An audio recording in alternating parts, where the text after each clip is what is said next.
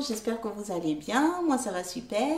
Je suis ravie de vous retrouver sur Évangile et Bonnes Nouvelles pour une nouvelle vidéo concernant la thématique 2022, relations.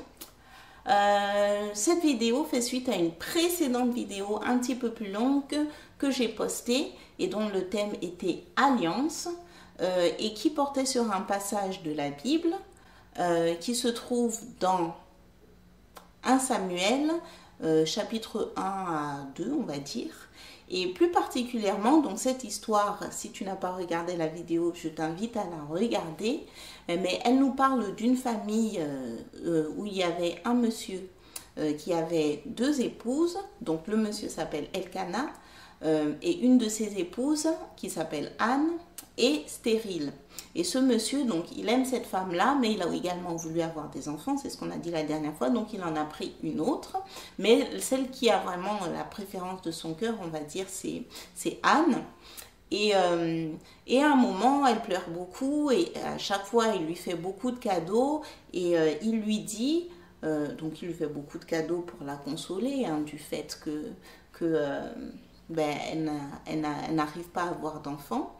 Et malgré tous ces cadeaux que Elkana fait à Anne, elle est quand même très malheureuse, elle pleure, par moments elle ne mange pas, du fait que l'autre épouse, la coépouse qui s'appelle Pénina, la harcèle par moments.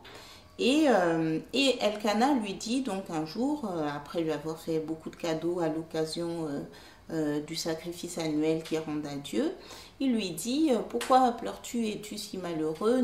Est-ce que je ne vaux pas pour toi plus que 10 fils ?»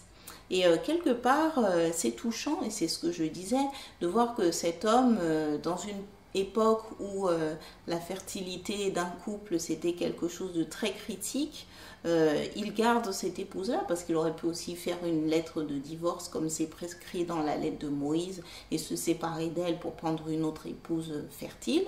Il la garde et puis il essaye de la consoler avec des cadeaux.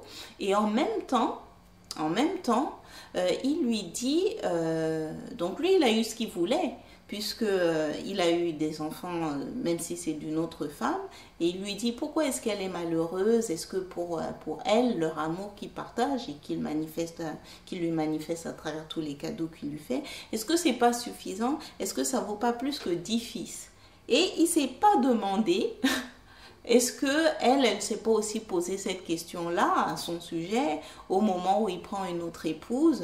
Il n'a pas l'air de se dire ben, j'aurais pu aussi me contenter d'être que avec cette femme-là et de ne pas avoir d'enfant. Et pourquoi je parle de ça? C'est pas pour juger Elkana, parce que parfois il y a des choses vraiment qui nous tiennent à cœur et auxquelles on a du mal à renoncer et on est prêt à faire des compromis ou à se compromettre ou à revenir sur des choses qu'on avait promises pour les avoir.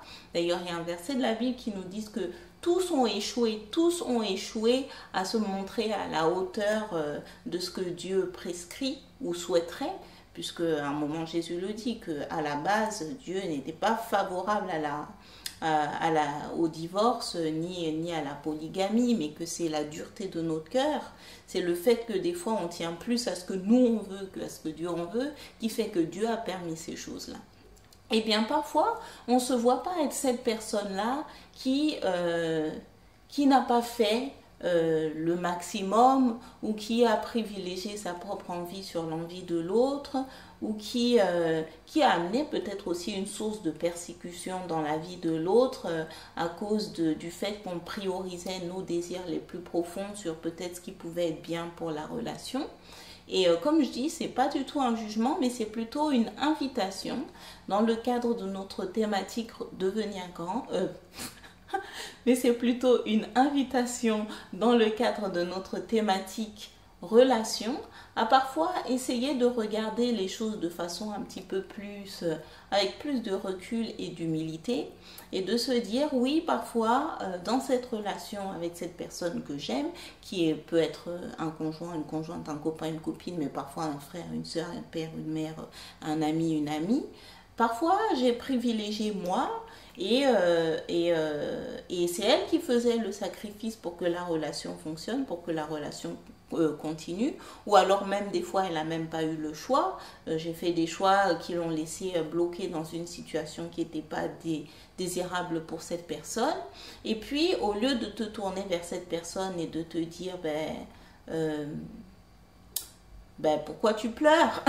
Essaye de voir le côté positif, mais de vraiment plus être dans la compassion et de dire voilà, je comprends, et de prier avec cette personne, de lui dire prions pour que voilà mes limitations soient plus une source de mes limitations, mes exigences, mes desiderata, etc. soient plus une source de souffrance pour toi. Prions pour que tu t'y retrouves et qu'on s'y retrouve tous les deux. Ou alors juste être compatissant et se taire au lieu de ramener en fait à nouveau la situation à soi-même et à se dire déjà tu as fait ce que tu as voulu, tu as pris une deuxième femme, tu as eu des enfants et maintenant tu voudrais en plus que cette personne-là ne soit pas triste et qu'elle te flatte parce que tu lui fais des cadeaux. Donc essayer de sortir de cette vision où tu vois toi et ton ressenti et tes désirs, etc. Et d'entrer dans une vision où tu vois l'autre et tu comprends aussi sa peine et tu comprends aussi que Dieu guérit les cœurs brisés, mais toi tu n'es pas Dieu. Et avec beaucoup d'humilité et de compassion, essayer de naviguer en fait cette situation-là. Voilà, j'espère que cette vidéo, tu l'as comprise. N'hésite pas à me laisser un commentaire, un pouce ou à t'abonner au blog Évangile et Bonnes Nouvelles si tu n'y es pas encore. Moi, je te dis à bientôt pour une autre vidéo sur la thématique relation. Et d'ici là, porte-toi bien et prends soin de toi.